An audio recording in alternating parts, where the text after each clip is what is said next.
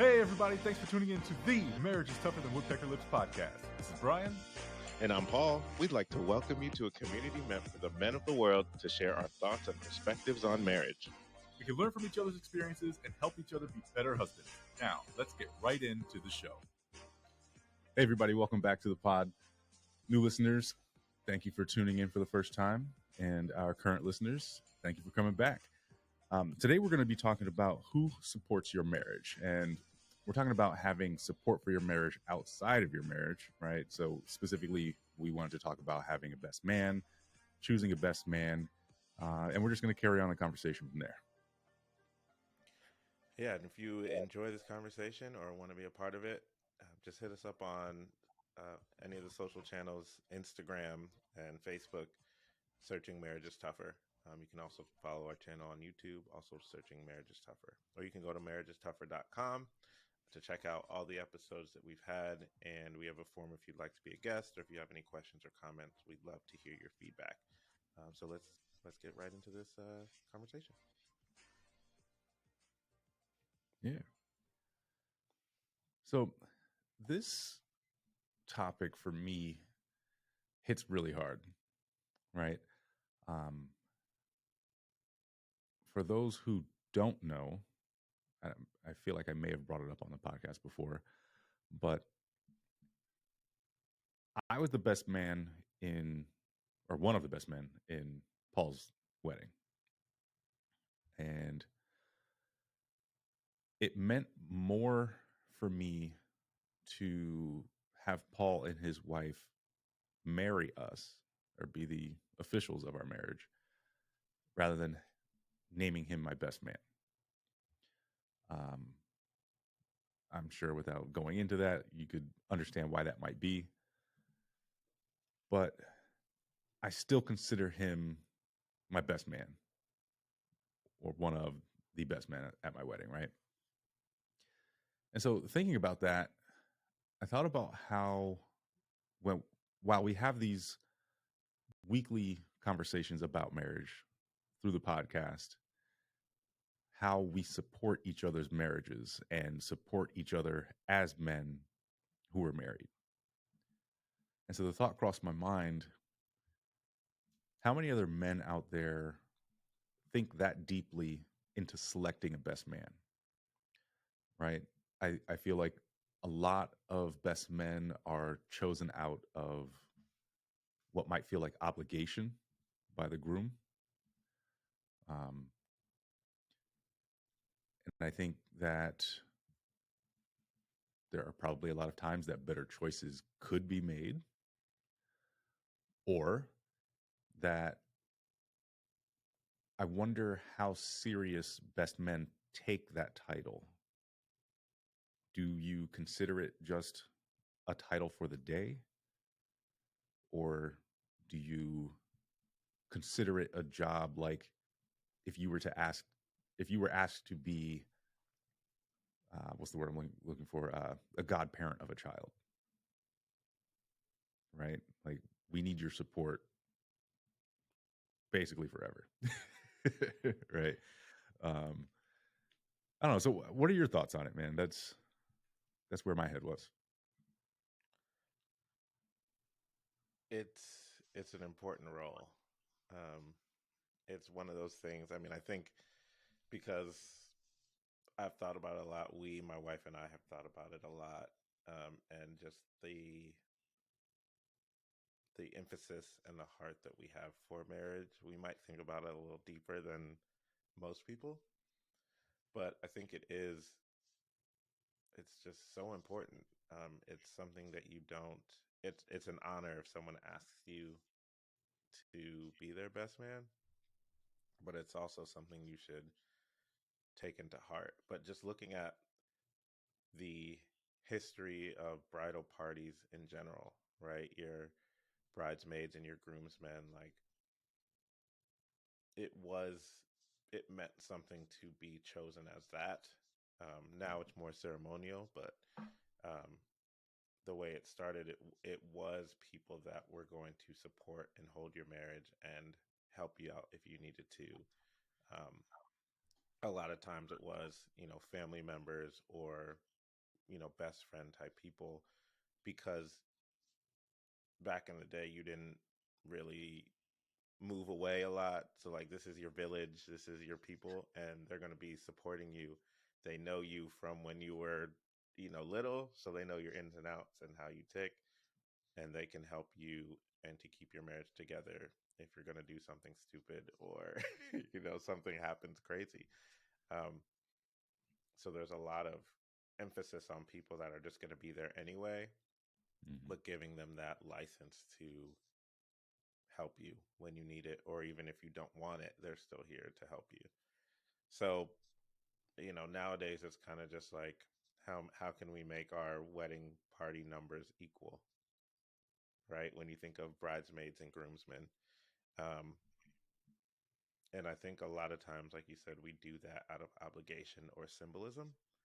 Hmm. Um, but it should be taken seriously.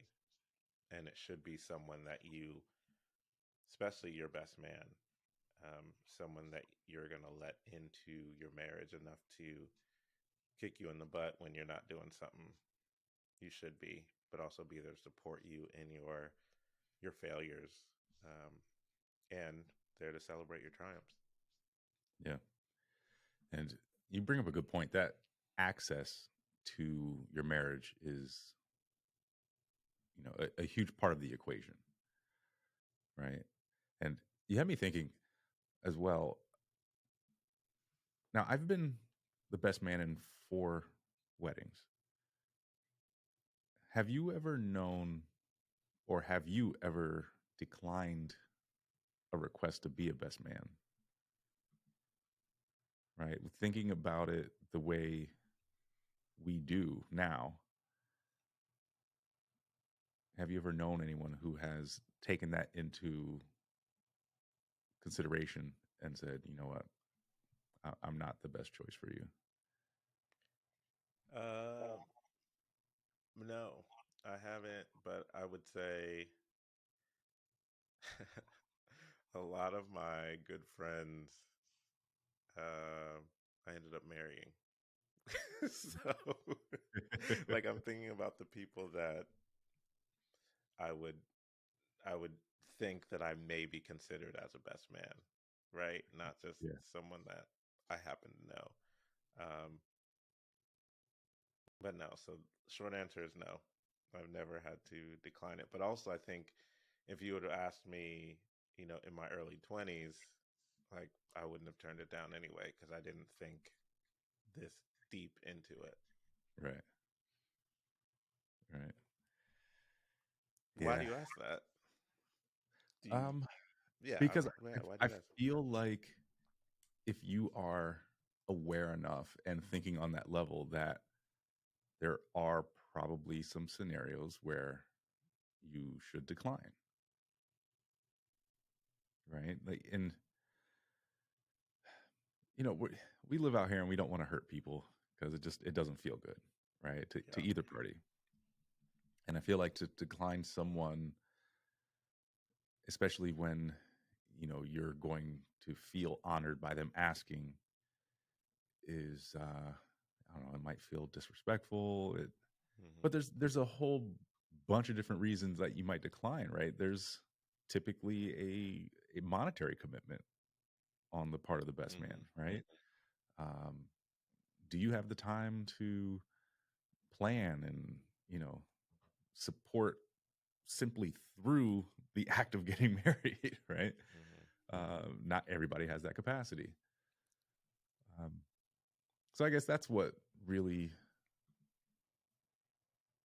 is what was on my mind. We act impulsively quite a bit as humans. Oh, that feels good. I'll do that, and then have to deal Hmm. with the backlash of everything that the request involves. I hear often on both male and female side, right, that they accepted this role, and then you have a bridezilla or whatever, and you're like, oh, I Hmm. made a mistake. You know what I mean? Um, but we roll through it, survive. But I imagine that some relationships break over one day. Yeah, that's the crazy thing. And if just thinking about that, right? Like it's one day, that's what we make it one day, but Mhm. leading up to it is very important, and leading up to it is more important, and I think after that day is even more important. But Right. we have this pressure which allows people to act out of pocket, like in stressful situations sometimes for just not who you are. Just thinking about the whole bridezilla thing. I mean, I would say most bridezillas you would know because you know their personality before you before they get married. And you're like, she's got bridezilla potential. Um, but at the same time, like some people, they're just so many influences. So many people have something to say um, that it can get crazy. And I think choosing your best man, or in the wife's case, like your maid or matron of honor, like that's very important because they're going to be walking with you up until that day and after you. So you should probably get someone that's not going to hype you up and have you go crazy, but someone who's going to be a calming influence to help you make the best decisions. And in tandem with your husband or soon to be husband, like be ready to shut everybody down. Oof. Like everybody, we're shut down. Like this, you have no more say in anything because this is nuts. But that is also what should be a quality of your best man. Like we're shutting this down. Like let's get to, once you're married, like let's get to the root of this problem. Like you and your wife need to have time. Do you need me to, put a fortress around you guys and be the gatekeeper to whoever is, do I need to make calls to let people know that y'all are away on business? Do I need to keep your kids so you guys can go away? Like we Right. don't think about those things, but that would be so valuable if we could change that mindset, especially within our culture. Yeah. Like we're here to do whatever to support your marriage. Yeah. You know? Simple. Something as simple as let me pray for you. You know what I mean? Like I'm so fortunate to have you for that, for just that reason. Obviously, so many more, but I Yeah, appreciate that anytime I request a prayer from you, you are on deck and ready to go, and vice versa. But yeah. um, man, we have a unique relationship. I would say, um, which allows us to have these types of conversations, which is great. Um, what are, like, let's say after the wedding day, right? 5, 10 years down the road, in your mind, what are some of the additional roles a best man can step in and play? Like, I know we were talking about, supporting the marriage, but in what way can a best man truly do that? So we can just I kind of spell think, it out. yeah, I would say this is a good question. I would say ideally, I'm going to give the ideally scenario. I would say um, if check in once a year specifically on the marriage, how it's going. Mm. Probably more than that, but let's just say, generally speaking, um, check in once a year. Hey, this is my yearly checkup. How's your best man? I feel like it's blah blah blah. Um, if it feels random, right, it could be a little weird. But like, just focus conversation, especially if you're friends and you can tangent off of other things. All right, Right. let's have a focused conversation. How the marriage is going. But I think as the best man and the groom, you have to come to a decision that when that conversation comes, you will be transparent. Mm. But you That's also good. have to you have to make sure that that person is someone that will keep that guarded, Yes. right? You see what I'm saying? Yep. Like, um, so since this is ideal, we'll just go with perfect scenarios that we won't Right. have to have any caveats, right? We can come back to those. So someone that checks in with your marriage, someone that will, um, so yeah, once a year check in. So if you're people of faith, someone who will pray with your marriage, like I would say maybe let's just say once a quarter. Put it on your thing. You're specifically praying for that person, every quarter, for their marriage to go. Um, Financial support if needed, um, whether it be set aside some money in your emergency fund just in case, or you just love on them, help them out, whatever is needed. Um, Mm. and I would say being um, supporting you guys as a unit, right? Not just supporting the groom, but also supporting um, whatever the wife is doing. Like if she has a business or whatever, just showing up and being supportive in those way. In those ways, I think is something that a best man can do. And ultimately, when there's a problem or they see a potential for a problem, they confront it. Mm. That's good. And I would even add confront the problem objectively, Right. right? We're not here to play sides. It goes back to your last point, supporting the couple as a whole, Mm-hmm. Mm-hmm. right? We're not here to play sides and like, well, I was the best man, so like I have to have his back. Like, no, we're here to help the marriage win. So Right. I like that. I think those would be, was that five? I wrote down six. Oh, well, those would be the six things. That's a I would strong say. list, my brother. That's a Yeah. strong list. Yeah. Wow. I don't even know if I had anything to add to that. That's solid. Yeah. And I think obviously there are, now we can talk about maybe caveats of those, right? Because Mhm. some relationships dwindle, some people change as they get older.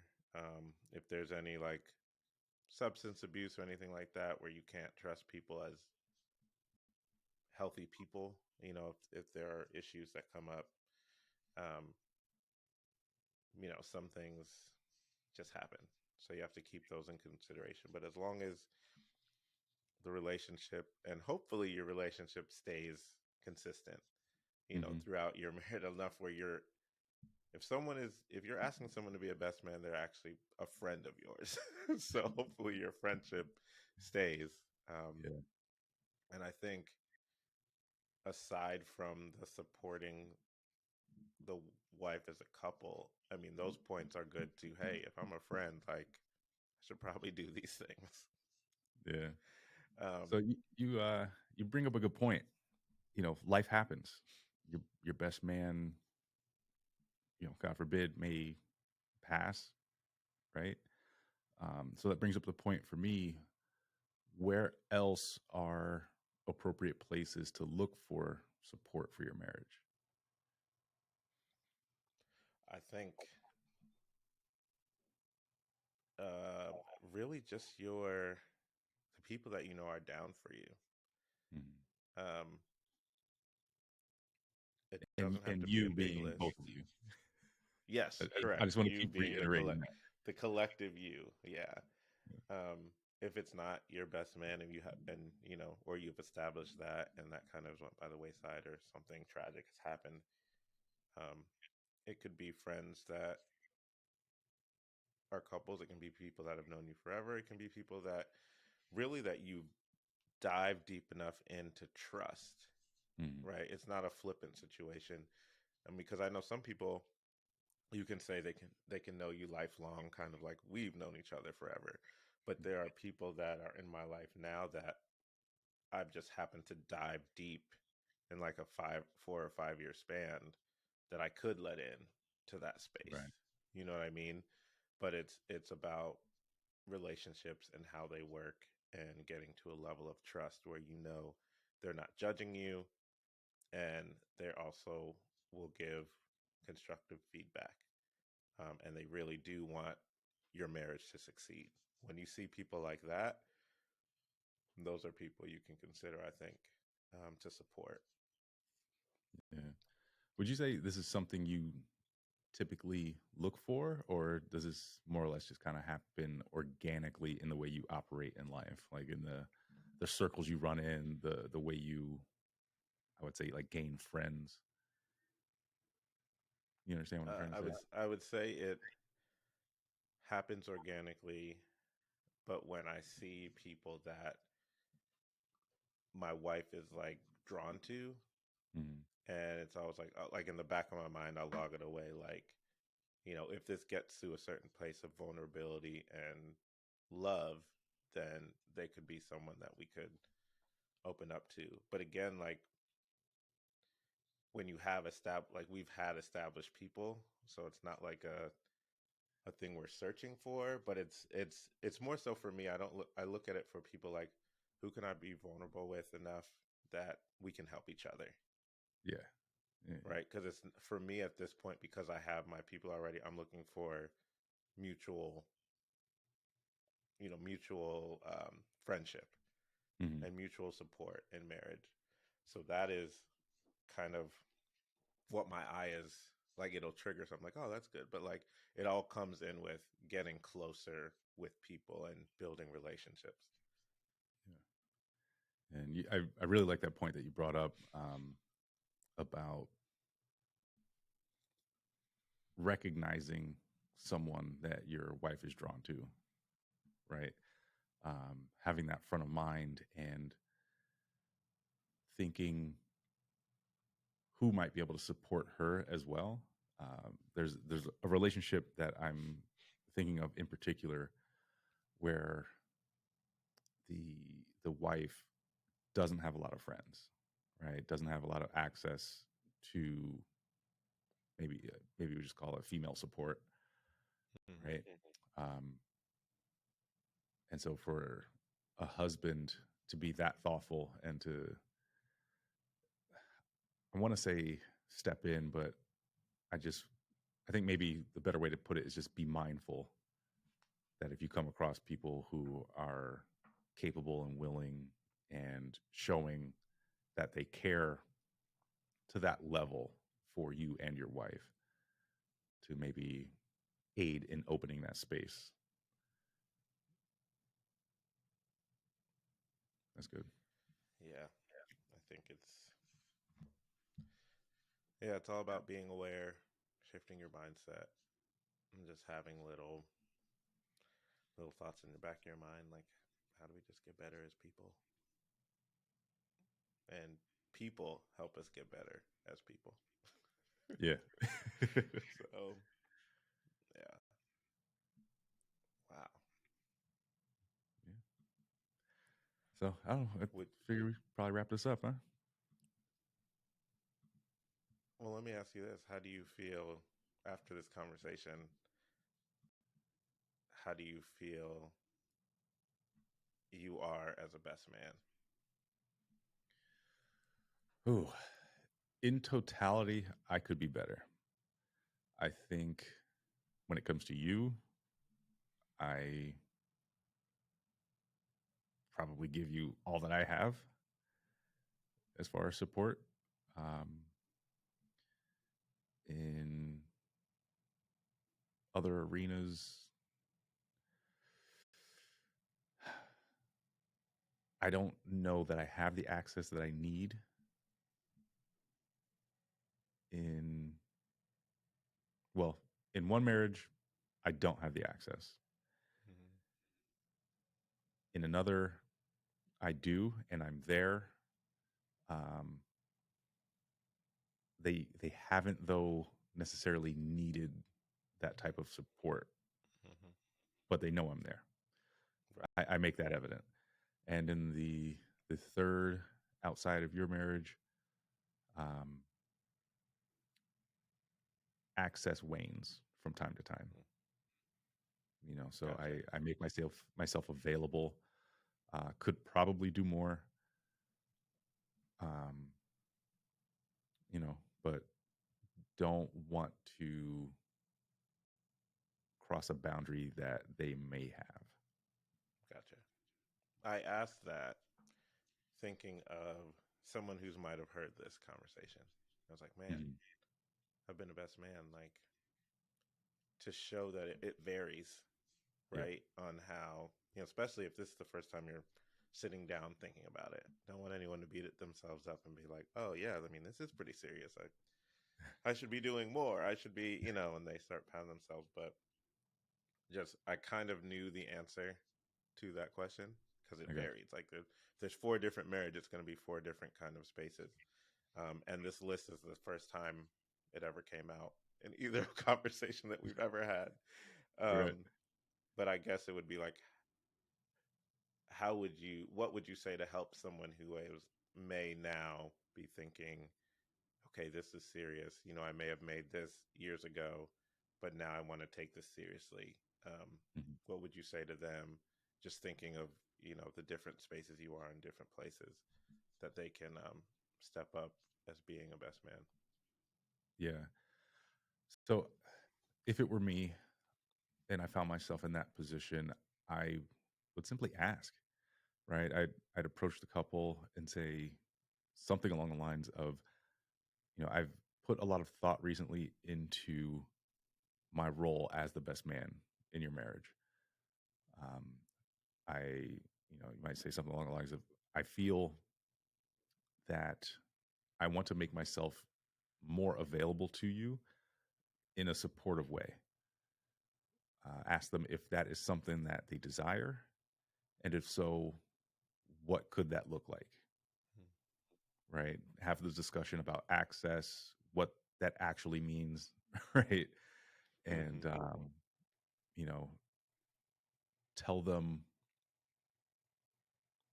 what your commitment is and how you'll make yourself available to them. Yeah, I think that's great. Um, so wrapping that up, you know, get those six things, write Yeah. them down, and if you feel like you want to start that conversation with um, the groom that you're a best man in, take those tips that Brian just offered. Just communicate and set some expectations, and I think that'll be very beneficial to that role. And remember, if you're people of faith, you can always pray regardless. So you can start there.